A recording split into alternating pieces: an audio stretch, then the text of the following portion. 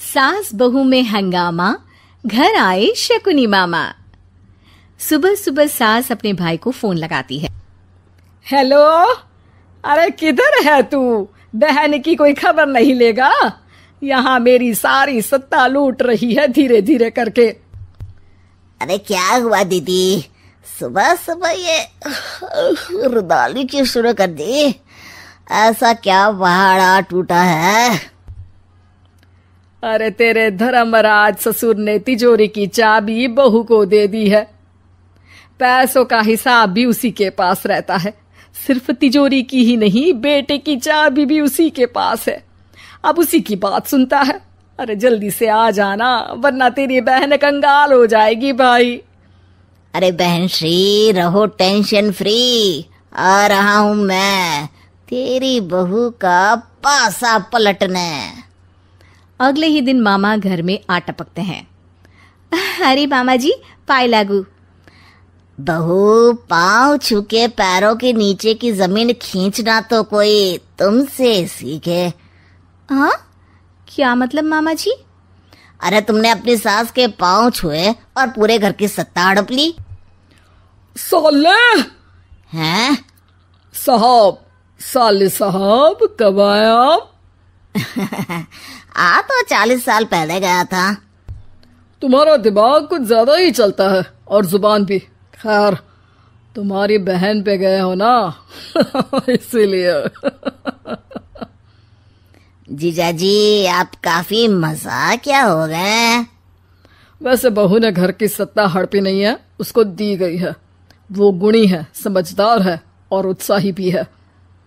एक किताब भी लिख दीजिए ना अपनी बहू की तारीफ में जीजाजी।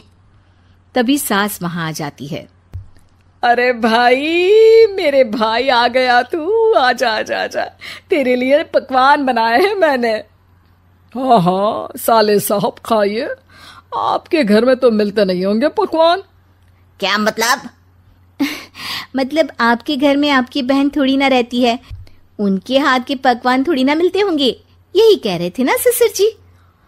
हाँ बहू, यही कह रहा था मैं। सास अपने भाई को अंदर ले जाती है और कहती है, ये हलवा खा के कुछ जलवा दिखा दे भाई। लूडो? अरे हाँ हाँ, लूडो भी खेल लेना। पहले बहू के हाथ से सत्ता लेने की कोई तरकीब ढूंढो। लूडो खेलेंगे, जो जीतेगा सत्ता उसकी। अरे पर मुझे तो खेलना ही नहीं आता। तू बस चाल चलना, पासे तो मैं फेंकूंगा और मेरे हाथ से फेंका गया पासा मेरी मर्जी के खिलाफ नहीं आता। अरे लेकिन तेरे जीजाजी रहेंगे तो ये काम कैसे होगा? हर रविवार जीजाजी शाम को अपने दोस्तों के साथ बैठने जाते हैं। वहाँ उनकी महफिल जमेगी और यहाँ बहू के महफिल उजड़ जाएगी। अरे एक नंबर का कमीना है तू। जैसी दुनिया वैसे हम बहना। रविवार की रात सास, बहू, बेटा और सास का भाई एक साथ बैठे हुए होते हैं। अरे थोड़ा मनोरंजन हो जाए तो मजा आ जाए। हाँ हाँ, लूडो खेलते हैं। अरे वाह, बहुत अच्छा आइडिया है। हाँ हाँ, हम 4 लोग हैं, आराम से खेल सकते हैं। लूडो एक ऐसा खेल है जो खेलने से ज्यादा देखने में मजा आता है। तो भांजे, तुम और हम बस देखेंगे। यानी सास और बहू में होगा मुकाबला। आ जाओ, देखते हैं किसमें कितना है दम। खेल होता है शुरू। पहली बाजी बहू जीत जाती है। क्यों सासू माँ, कैसी रही? अरे एक ही खेल जीती है, इतना घमंड ना कर। खेली तो तुम बहुत अच्छा हो बहू, लेकिन ऐसे फीके फीके खेलने में मजा नहीं आ रहा। कुछ दांव पे ना लगे तो क्या मतलब। ठीक है, आप जो कहेंगे मैं दांव पर लगा दूंगी। वादा करो, खेल छोड़ के भागना मत। अरे हाँ मामा जी, पक्की बात।